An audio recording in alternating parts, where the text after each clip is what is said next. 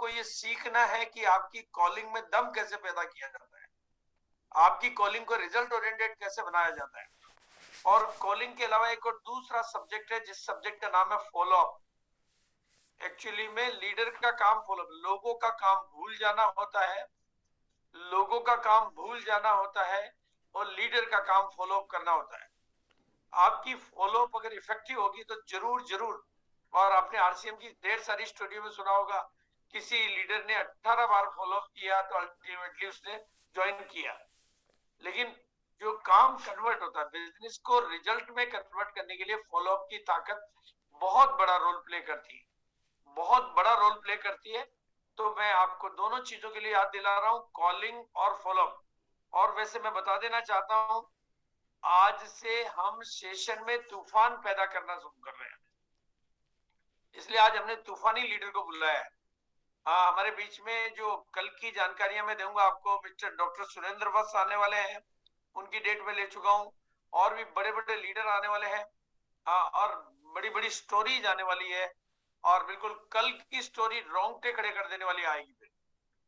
कल आपको पता चलेगा कि एक मरता हुआ कैसे सुसाइड की दुनिया में पहुंचकर वहां से बाहर निकलकर कैसे बिजनेस में जादू पैदा किया जाता है, और कैसे वो कहते ना मरता क्या नहीं करता, और कैसे वो ताकत जो जिंदगी के लिए जरूरी होती है वो बिजनेस में कैसे लगाई जाती है, और बिजनेस को कैसे जिंदगियां 180 डिग्री और 360 डिग्री से बदलकर उसको बिजनेस की कला में कैसे कन्वर्ट किया जाता है। मतलब ना केवल जज्बात होंगे, उसमें बिजनेस की जादूगरी भी होगी, बिजनेस की कला भी होगी, बिजनेस का मोटिवेशन भी होगा। और अब जरूरत है महिला शक्ति को उसी मोटिवेशन की, उसी बल की, और उसी बल के लिए कल की जो ट्रेनिंग है वो भी कमाल की स्टोरी के साथ में है। और आज की स्टोरी तो जब आप देखेंगे, मैं अपना छोटा सा प्रेजेंटेशन आपके बीच में दे रहा हूं आज की, और फिर मैं बिना किसी विलंब के हमारे बीच में एक ऐसे कमांडो को इनवाइट करूंगा जो मतलब आर्मी में तो कमांडो रहे ही रहे, लेकिन आज वो बिजनेस के भी उससे मजबूत कमांडो है। और कैसे उन्होंने अपने उन्हीं जज्बातों से, जिससे उन्होंने आर्मी में काम किया, उन्हीं जज्बातों को बिजनेस में कन्वर्ट किया, और क्या उनके सामने परिस्थितियां बनी, एक अच्छी खासी पोस्ट पर, एक मोस्ट सीनियर पोस्ट से आर्मी को से उन्होंने चेंज करके और इस बिजनेस में भी उससे ऊंचे इरादे से आए। तो मैं आज के प्रोग्राम में बैठने वाले सभी का वेलकम करता हूं, और वुमेन एम्पावरमेंट को समर्पित ये एवरी डे 1 PM JRCM जिंदाबाद, एवरी डे 1 PM JRCM जिंदाबाद। और जो भी आर्मी इसको सहयोग कर रही है, 34 सक्सेसफुल डेज, 60 डेज में, मतलब 60 डेज के बाद हम एक बहुत बड़ा अनाउंसमेंट भी करेंगे, और 34 डेज तो हम कंप्लीट कर चुके हैं। 60 डेज की बुकिंग तो मेरे पास आ चुकी है, मतलब कंप्लीट मेरे शेड्यूल पैक हो गया। और जो ड्रीम प्रोजेक्ट हमने बनाया, मैं बार बार आपको याद दिलाना चाहता हूं कि इंदिरा गांधी स्टेडियम को हमें बुक कराना है, और उसमें महिलाओं को केवल मंच पर आना है। और इसके लिए विजुअलाइजेशन का वीडियो भी हम आपको देने वाले हैं, तो आपको प्रैक्टिकली डेली विजुअलाइजेशन का अभ्यास भी करना है, क्योंकि if you can visualise you can actualise. और मैं देख रहा हूं कि हमारे वीडियो जो अब तक जितनी भी स्टोरीज आई है वो डेली आगे बढ़ती जा रही है, डेली आगे बढ़ती जा रही है। हर स्टोरी अपने आप में न केवल इस 1 बजे के प्रोग्राम में, बल्कि पीछे से भी ये लोगों की जिंदगियों को प्रभावित कर रही है। हर स्टोरी आगे बढ़ रही है, आप देख रहे हैं, हर स्टोरी आगे बढ़ रही है। और हमारे बीच में निर्जराओं की स्टोरीज भी आने वाली है, और ट्रेनिंग के रूप में अत्री जी भी और आने वाले हैं। और ईस्ता मैडम ने आकर हमारे को बताया था कि प्रमाण के साथ में कि कैसे सफलता महिलाओं का जन्मसिद्ध अधिकार है। और नेटवर्क मार्केटिंग जो खेल है, ये पूरा खेल ही संख्या का है। यहाँ पर हर चीज में बात नंबर के साथ होती है, इसलिए नंबर के गेम को सीखना है। और बिल्कुल जो महिलाएं इस प्रोग्राम में शरीक हो रही है उनको वुमेन एम्पावरमेंट के अवार्ड से सम्मानित किया जाएगा।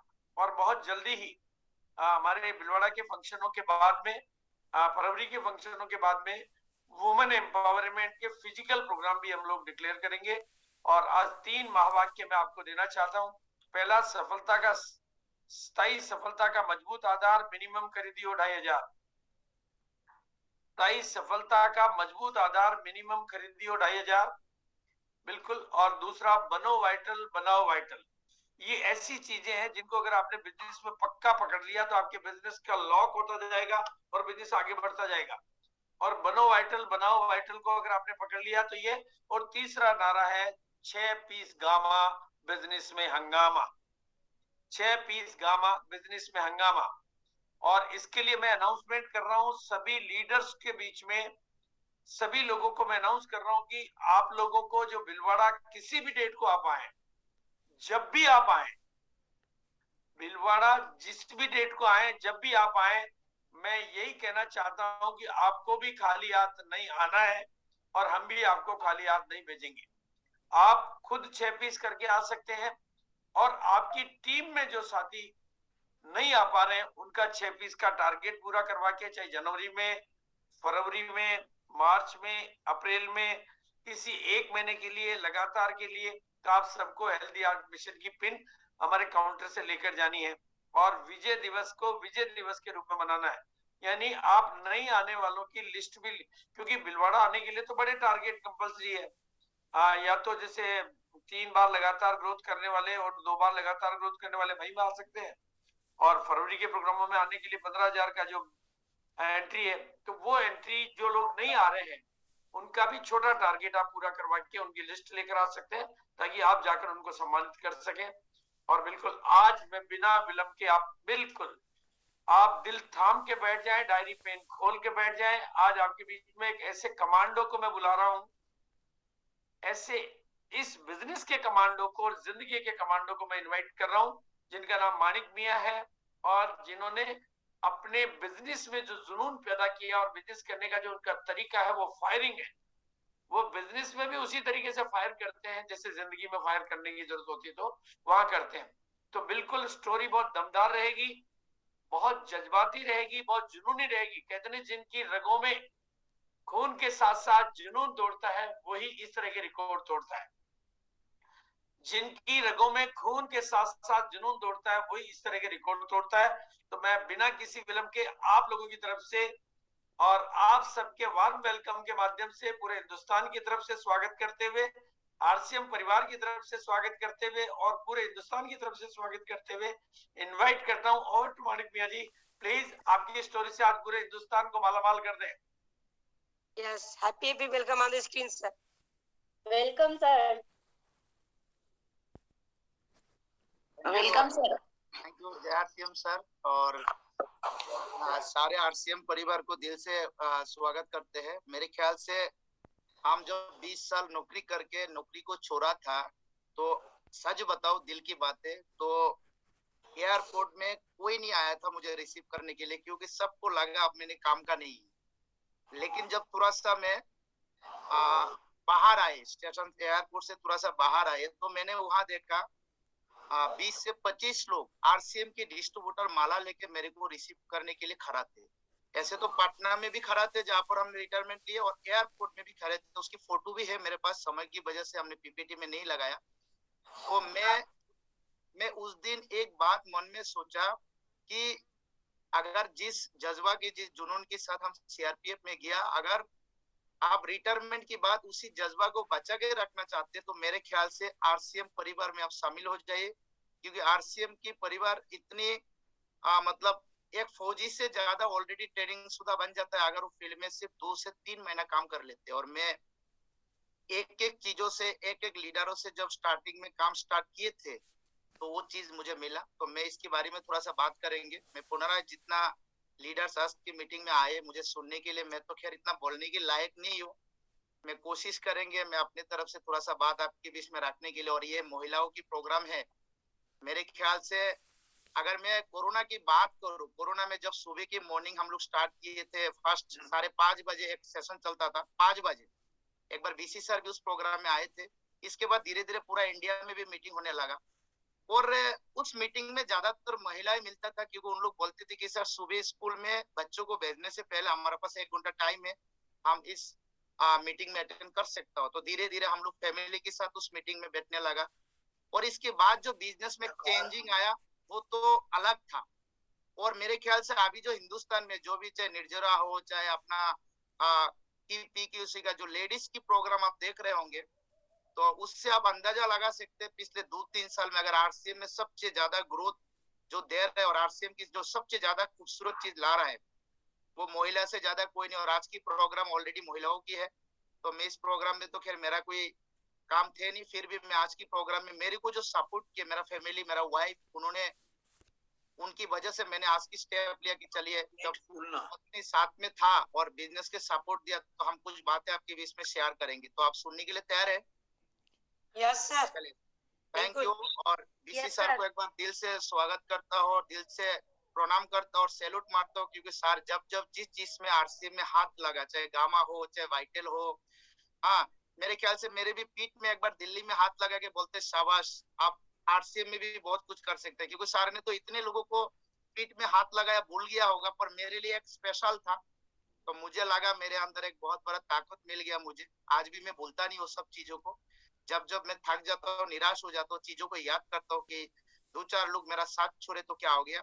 हिंदुस्तान में बहुत बड़े बड़े लोग मेरे साथ है, जब भी थक जाता हूँ उनको एक कॉल करता हूँ तो इतनी चार्ज कर देते, इतनी एनर्जी पैदा कर देते, तो मेरे ख्याल से अगले 3 महीना तक कोई मेरे को उस एनर्जी को डाउन नहीं कर पाते। तो आप सभी को इस एनर्जी के साथ ही बिजनेस करना है। तो मैंने पिछले प्रोग्राम में आपको थोड़ा सा अपने बारे में बताए थे, तो आज मैं आपको इस बिजनेस का करने का मेरा कोई संघर्ष नहीं, मुझे लगा ही नहीं मैं आरसीएम करने की संघर्ष किया। क्यों? क्योंकि जब मैं फौज में था सबसे पहले जब हम डिसीजन लिया उसमें कलम था कि अगर आप देश के लिए जान भी जाए उसके लिए सरकार जिम्मेदार नहीं है। इसका मतलब मौत को दिखा के हमको वहां जाने का मौका मिला, तो वही से हमारा डर खत्म हो जाता है, क्योंकि हम मौत को साइन किए पहला बार। इसके बाद परिवार को त्याग दिए और हम फर्स्ट टाइम अपने फैमिली को मिलने के लिए लगभग 11 महीना बाद आए थे। और इसके बाद धीरे धीरे आगे बढ़े, फिर शादी हुआ। मेरा ख्याल से मेरा जो बेटी हुआ था प्रेगनेंसी का 6 महीना के बाद मेरा छत्तीसगढ़ में पोस्टिंग हुआ था, और डिलीवरी का बाद लगभग मेरा ख्याल से 8 महीना यानी डिलीवरी के 8 महीने बाद मेरा बच्चा को मैं देखने आए, तो उस टाइम मेरा बेटी थे और मेरे मैडम को पूछना पड़ा मेरा बेटी कौन है। क्यों? क्योंकि 4-5 बच्चे और थे, इंटरनेट नहीं था, व्हाट्सएप नहीं था, ईमेल वहां पर चलते नहीं थे, तो कोई भी किसी भी एंगल में बच्चों को भी नहीं देख पाए थे। लेकिन आज एक बेटा है, फिर लगभग 14 साल के बाद फिर एक बेटा हुआ, तो उस बच्चे का जो फीलिंग महसूस करते हैं, तो मेरे ख्याल से अगर उस दिन उस बच्चे को हम देखते पकड़ते तो इस इमोशनल पे शायद नौकरी हम नहीं कर पाते। तो मेरे ख्याल से दर्द के लिए बिछड़ना जरूरी है, कामयाब होने के लिए आपको बिछड़ना जरूरी है। आपको पहले से ही आपको उन चीजों से दूर होना चाहिए जिससे आप आगे बढ़ना चाहते हैं। आपके बीच में कोई बाधा ही नहीं आना चाहिए। मैं अभी भी जब मीटिंग में जाता हूँ तो एक छोटा सा बच्चा है 14 महीने का, आप लोग कई फेसबुक में देखते होंगे, वो मेरे को छोड़ता नहीं, वो पकड़ के रखते। तो मैडम को पहले बोल देते, देखो मैं मीटिंग में जाऊंगा, सामने आएगा रोएगा तो मीटिंग में नहीं जाऊंगा, तुम पीछे की दरवाजे से निकालो, मैं आगे से निकाल जाता हूँ। इस तरह से आज भी वो फौजी वाला जुनून रख के मैं मीटिंग के निकालता हूँ। बोले लेवल बहुत छोटा है अभी, लेकिन उम्मीद और जज्बा उतना ही है जितने बड़े बड़े लेवल पे जो भी लोग पहुंचा उनके पीछे लाइन में लगा हूँ। मेरे ख्याल से अगर मैं जाना भी नहीं चाहूंगा, मेरे टीम में ऐसा बहुत सारे साथी है वो सपने देख रहे हैं बड़े बड़े लेवल पे जाने के लिए, उन लोग धक्का मार के मेरे को उस मंजिल में भी पहुंचा देंगे। तो आप सब रेडी है? Yes, बिल्कुल। मैं एक छोटा सा पीपीटी स्टार्ट करता हूँ। Yes, sir. और अगर पीपीटी सामने शेयर हो जाता है तो बोलिएगा प्लीज। जी क्लियर होगी सर? आ गया जी सर? यस सर, आ गया। तो मेरा एक छोटा सा परिचय है, मेरा नाम मानिक मिया और मैं अगरतला से हूँ, और 21 ईयर सर्विस करके मैंने सीआरपीएफ से रिटायरमेंट लिया फुल टाइम आरसीएम करने के लिए। और मेरा जो लास्ट पे आउट था सीआरपीएफ में वो भी लगभग 80,000 के करीब थे। और आरसीएम जब मैंने स्टार्ट किया था, जो जीरो से स्टार्ट किए थे, आज मेरा सैलरी से लगभग 4 गुना ज्यादा इनकम मुझे आरसीएम दे रहा है। इनकम के लिए मैंने आरसीएम को चॉइस नहीं किया था, बहुत सारे कारण था जिसके ऊपर मैं आज आपके बात करूंगा। जो इस बिजनेस में मेरे को सबसे बढ़िया जो मेरे को पाया, जिसकी वजह से मैंने इस बिजनेस को करने का डिसीजन लिया था, वो मेरा क्यों क्लियर था। जानना चाहेंगे आप सब लोग क्या क्यों क्लियर था? Yes sir. चलिए, सबसे पहले आप देख रहे हैं मेरा एक फोटोग्राफी मैं पिछले पीपीटी में भी लगाए थे, मैं वहां से अपने रिटायरमेंट आए और मेरा लास्ट फोटो भी आप देख रहे हैं। तो फिर मेरा जो क्यों क्लियर था उसके ऊपर में बात करेंगे।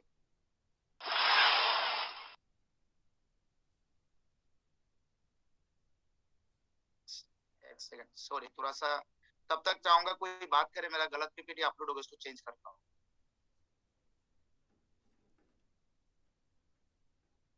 एक सेकंड के लिए कोई भी सामने आइए, मैं इसको चेंज कर लेता जी सर, आपका बहुत बहुत वेलकम है।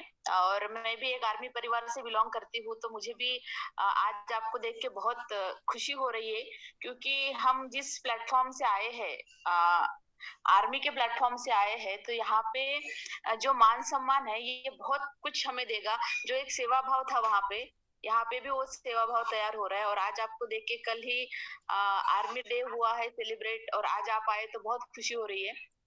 तो ओके, आ गया। Thank you ma'am. Okay sir, thank you. Ma'am thank you मदद करने के लिए।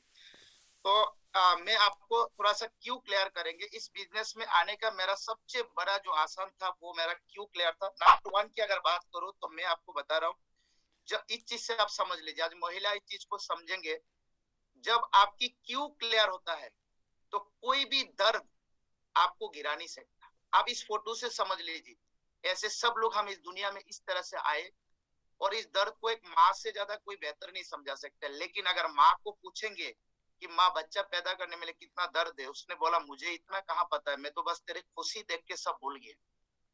तो आप सोच सकता है, जबकि उस 9 महीना की दर्द है, पीड़ा को एक माँ से बेहतर कोई नहीं जान सकते। दोस्त, अगर आपको आरसीएम करना है, मैं किस लिए किया वही मैं आपको बता रहा हूँ। मुझे क्यों क्लियर था, दर्द नजर नहीं आया। और आप इसकी दर्द को समझ लीजिए। आप अपनी पत्नी को जब बच्चा डिलीवरी करते उनको आंखों से देख, कबीरा यह संसार है जैसा से मिलता है कि मेरे सामने आने वाला उसी पल बाद एक प्यारा सा नन्हा सा बच्चा आएगा, उनकी आंखों में देख के मैं अपने सपने को पूरा कर सकता हूँ। जब सपने सामने आ जाता है, ये दर्द एहसास नहीं हो सकता है। तो मैं जो आरसीएम किया, इसका सबसे बड़ा कारण है, मुझे इस तरह से एक मम्मी की तरह, एक लेडीज की तरह मुझे अपने आने वाला भविष्य का क्यू क्लियर कर दिए थे मेरे अपलाइन। और जो भी लीडर्स आरसीएम में मिलते गए, सब लोग मेरा क्यू को क्लियर किया। मेरा जो ग्रेट अपलाइन मिस्टर पीके सिंह सी, वो हमेशा मुझे सपोर्ट करता था और मुझे क्यू बार बार क्लियर करा देते। एक फौजी की तरह मुझे हमेशा कमांड करते थे और मैं बाकायदा उसको एक्सेप्ट किए। तो इस फोटोग्राफ से आप समझ सकते हैं। दूसरा, आप देखिए तो मैं छोटे छोटे फोटो से आपको वाकिफ कराता हूँ।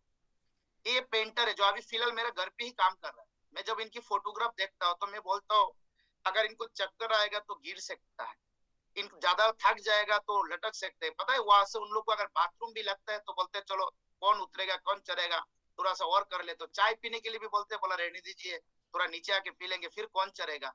मतलब हर चीज को वंचित करके 400 से 500 रुपया दाढ़ी के लिए वो इस काम को करते हैं और शाम तक करते रहता है, कभी उतरता नहीं। क्योंकि इनकी क्यों क्लियर है, क्योंकि मुझे 500 रुपया कमा के अपने घर में जाना और बच्चों को रोटी खिलाना। दोस्त, जब क्यों क्लियर आता है ना तो हर काम आसान हो जाता है। आप आरसीएम क्यों करना, उसका क्यों क्लियर कर लीजिए और आपको हमको सबको इस बिजनेस में संघर्ष नजर नहीं आएंगे। अब मुझे जो क्यों क्लियर हुआ उस फोटो से मैं आपको दिखाता हूँ।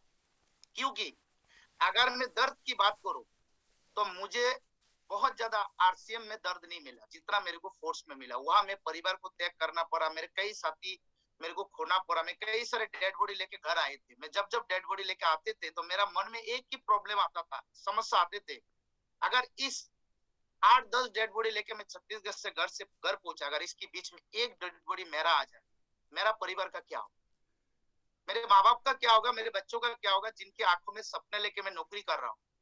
ठीक है, मैं मर जाऊंगा, मुझे बीवी को पेंशन मिलेगा, मेरे बच्चों को फिर कौन देखेगा जिसको नया सपना मिल रहा है। मेरे को ये सब चीज एहसास होता था और मैं तड़पता था जब भी ड्यूटी में जाता था। मैडम को कैसी भी हो, उस टाइम जब छत्तीसगढ़ में 2011-12 की बात है, थोड़ा कभी कभी लैंडफोन से कॉल होता था तो मैडम को बोलता था आज आखिरी बात भी हो सकता था, आखिरी बात भी है, मैं फिर बचूंगा तो शाम को आके लौट के बात करूंगा। ऐसे ऐसे बात करके हम जाते थे, रो रो के जाते थे। लेकिन जब ड्यूटी में चले जाते थे फिर दर्द को भूल जाते थे। क्यों?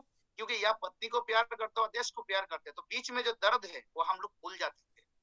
तो आप जब आरसीएम के लिए निकलते, बोले आपका परिवार की माया ममता आपको रोकने की कोशिश करेगा, लेकिन जब आप जिस डिस्ट्रीब्यूटर के पास जा रहे हैं, जिससे मिलने जा रहे हैं, वो देश से कम नहीं है। उनके घर के आप आवाज करेंगे, उनके घर में रोजगार देंगे, उनके घर पे खुशियां लाओगे, आपको पता है आने वाला समय आपके घर में खुशियां आ जाएंगी। वो हमारा एकमात्र कारण है। जब हम इस चीज को विजुलाइज करके इस चीज को क्लियर करके जब हम आगे बढ़ेंगे वो आपको साफ दिखेगा। मेरे बात सबको समझ में आ रहा है?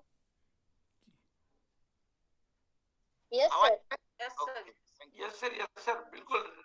मेरा जो क्यू क्लियर था, आप इस 4-5 फोटो से समझ लीजिए। देखो, मनी हमारे लिए बहुत इंपॉर्टेंट था, लेकिन हम जब नौकरी में गया था जो 2600 कमा रहा था, फिर धीरे धीरे सैलरी बढ़ते बढ़ते 10,000, 15,000, 20,000 तक हुआ, लेकिन महंगाई के साथ साथ वो बराबर ही रह गया।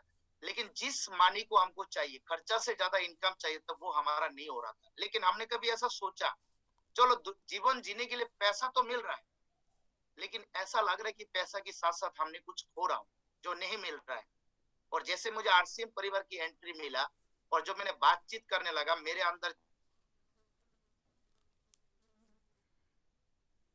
मेरे को एक जगह मुझे मिल रहा है और जिसके लिए हर व्यक्ति को आंख बंद करके करना चाहिए। और मैं आज भी बोलूंगा, जो लोग इस चीजों को आंखों से नहीं देख रहे हैं, वो मेरे ख्याल से अधूरा के इस दुनिया में चला गया होगा। आरसीएम में बोले आज मेरा इनकम उतना ज्यादा नहीं, कोई मिलीनियर हो सकते हैं, कोई अरबों करोड़ कमा सकते हैं, बोले या मेरा 1.5 से 2 लाख रुपया, 2.5 लाख रुपया इनकम है, और इनकम के साथ साथ मुझे जो चीज साथ में सपोर्ट लेके आगे बढ़ रहे हैं, वही कई लोगों के नसीब में भी नहीं हो रहा है। तो सबसे पहले जो मेरे को मिला वो है स्वास्थ्य। हम लोग जब फौज में था तो हम सुबह की खाना रात को खाता था, रात की खाना सुबह के खाता था। तो धीरे धीरे हमारा नौकरी आगे बढ़ने लगा, तो मेरे को कुछ चीजों में बहुत टेंशन होने लगा कि आज फौजी लोग सबसे ज्यादा बीमार हो रहे हैं। क्यों? क्योंकि दोपहर की खाना वो रात को खा रहा है, सुबह की खाना दोपहर में खा रहा है। इसके अलावा हमारा एक बजट होता है कैंप में, इतना रुपया में ही हमको खाना खिलाना। तो कभी कभी बजट के चक्कर में बहुत कम कीमत की प्रोडक्ट भी कैंप में आते थे। और मैंने देखा धीरे धीरे अपना कई सारे फौजी का डायबिटीज, शुगर, पैरालिसिस, मैं तो ऐसा तक भी देखा कई सारे लोगों की पेट की मांस पाव में, पाव की मांस पीठ में लगा के मेडिकल करके घर पे भेज रहे हैं रिटायरमेंट, और कुछ लोग ड्यूटी नहीं कर पा रहे। और बदले में क्या हो रहा है, फौज में ही खतरा आने लगा।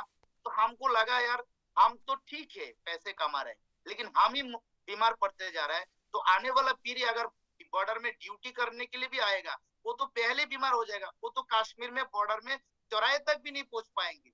अगर हम बाहर जाके कुछ लोगों को हेल्दी प्रोडक्ट दे, तो मेरा ख्याल से आने वाला पीढ़ी हेल्दी होके बॉर्डर में तो आ सकते हैं, पर हम तो बीमार पड़ जाएंगे। हमको देख के तो आने वाला पीढ़ी बॉर्डर में भी नहीं आएंगे। तो आपको पता है, मैं इस बात के पीछे जो सबसे ज्यादा दम भरता हूँ आरसीएम की प्रोडक्ट। जब जब हम कोई प्रोडक्ट को हाथ लगाए, जिस प्रोडक्ट को हमने यूज किया, वो प्रोडक्ट हमको पागल बना दिया। चाहे हेल्गर राइस ब्रान ऑयल ले लीजिए, चाहे गमा ले लीजिए, चाहे किसी भी प्रोडक्ट लीजिए। और इससे ज्यादा जो चीज हेल्दी के लिए आपको यहाँ मिलता है, वो है हमारा मीटिंग, वो हमारा मोटिवेशन। जो कोई प्रोडक्ट से ज्यादा हमको काम करते हैं। हमसे कुछ नहीं होता है, फिर भी पीठ में थप्पड़ लगा के कोई अपलाइन बोलते तो बहुत कुछ कर सकता है। एक पत्नी को कभी पति ने शादी की बात आज तक शाबाशी करके ये नहीं बोला कि तुम तो बहुत बड़े ये वुमेन गर्ल बन सकते, बहुत आगे निकल सकता था, वो भी नहीं बोला। पर आरसीएम परिवार के आने की बात कई लोगों ने आंखों में आंख डाल के ये बोलते हुए मैंने देखा। मेरा मैडम को भी, मेरा वाइफ को भी, मेरा अपलाइन पीके सिंह सर और पीके सिंह सर का वाइफ मेरे अलावा मेरे पत्नी को भी सपोर्ट दिया कि आप दोनों मिलके बहुत आगे जा सकते हैं। लेकिन पहले मुझे लगता था मैं अकेला आगे बढ़ सकता था। यहाँ पर हेल्थ से ज्यादा मोटिवेशन भी आपको मिलता है, जो आपको स्वास्थ्य के लिए चेहरे पे रौनक लाता है। वो तो प्रोडक्ट तो है ही, साथ में हमारा सबसे बढ़िया बात है हमारा गाइडलाइन। दूसरा, आज 90% लोग बोलते हैं हमारे पास टाइम नहीं। अगर मानिक भाई को सबसे ज्यादा कुछ दिखाई दिया वो टाइम, क्योंकि जिसको भी बोलता था वो बोलते टाइम नहीं, टाइम नहीं। तो मैं टेंशन में होने लगा। रिक्शा वाला को भी टाइम नहीं, फौजी को भी टाइम नहीं, किसी के पास भी टाइम नहीं। ये टाइम है किसका पास?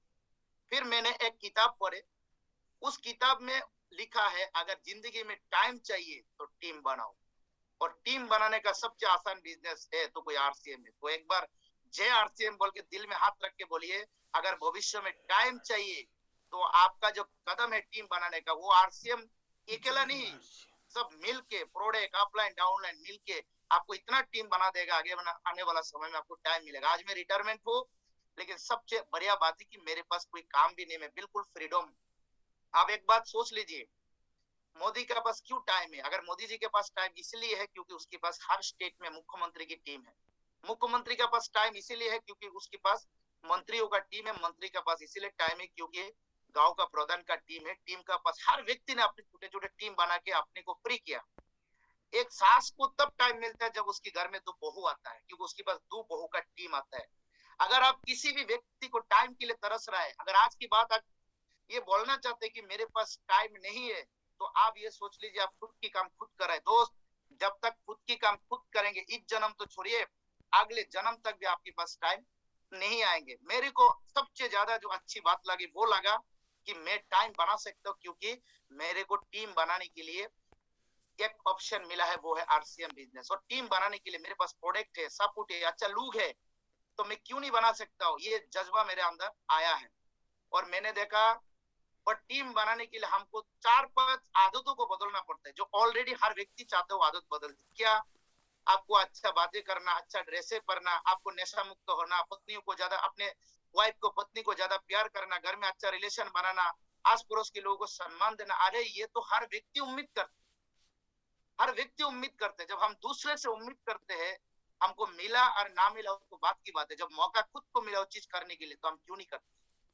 तो मैंने देखा चलो ये भी अच्छी बात है, अगर ये काम करके ये काम होगा तो बहुत अच्छी बात है। मैंने एक चीज देखा, जब घर पे आके पहले तो फैमिली आरसीएम का बातें करते तो माना करते थे, मैंने कुछ नहीं करता था, उनको पहले से ज्यादा प्यार करने लगा, पहले से ज्यादा उनके साथ आई लव यू बोलने लगा, रोमांटिक होने लगा, घूमने फिरने का बातें करने लगा। तो मैंने देखा पहले जहाँ मीटिंग में जाने का माना करते थे, जब थोड़ा सा प्यार से बात करते थे, पूरा बच्चे को रेडी करके चल देते थे मीटिंग में जाने के लिए। एक छोटे सी बदलाव में इतनी बड़ा चेंज आ गया। तो मैं आप जितने भी लोगों को, कई लोग बोलते हैं ना कि सर मेरा फैमिली आरसीएम का बात नहीं सुनता, मेरा हस्बैंड नहीं सुनता था, मेरा भी नहीं सुनता था। मैं कैंटीन में प्रोडक्ट लाता था, अचानक आरसीएम का चला लेके गए, तो मैडम ने मेरे को बोला ये आरसीएम का सामान हम इस्तेमाल नहीं करेंगे, ये जाओ दूसरे को बाजार में वापस लेके आओ, उससे सामान दूसरे लेके आओ।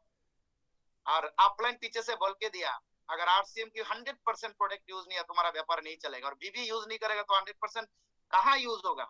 तो मेरा मैडम को मैंने अपने सामने खींच के आंखों में आंखें डाल के मैंने सिर्फ एक ही बात पूछा, मैं कौन हूँ। बोला तुम्हारा, मेरा पति हो। मैं बोला मैं सच में बताऊं मैं कौन हूँ। बोला सच में क्या, तुम मेरा पति हो। मैंने बोला मेरे लिए क्या कर सकता है। बोला जान दे सकता है। मतलब कुछ भी नहीं करना, आरसीएम का प्रोडक्ट यूज करके दिखा दो 6 महीने बाद, उतना मैं समझ जाऊंगा। तो मैंने ऐसे ऐसे बातें करने लगा फैमिली से। मैंने